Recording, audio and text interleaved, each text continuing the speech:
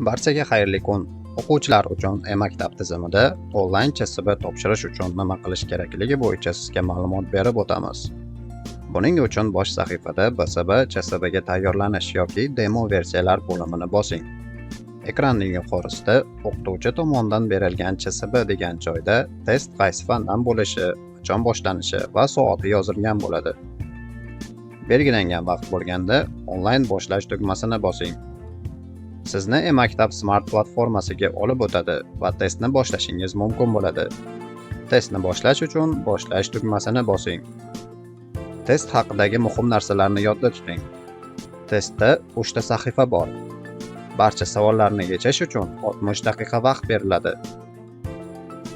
Har bir sahifani tugatgandan keyin keyingi tugmasini bosing.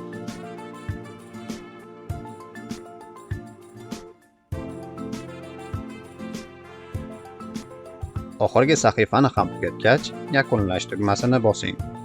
So'ngra tasdiqlash uchun ha tugmasini belgilashingiz kerak. Test tugagandan keyin tizim sizga necha ball olganingiz va testga qancha vaqt ketganini ko'rsatadi. Test javoblarini 24 soatdan keyin ko'rish mumkin bo'ladi. CSB imtihonlarida sizga omad tilaymiz. Salomat bo'ling.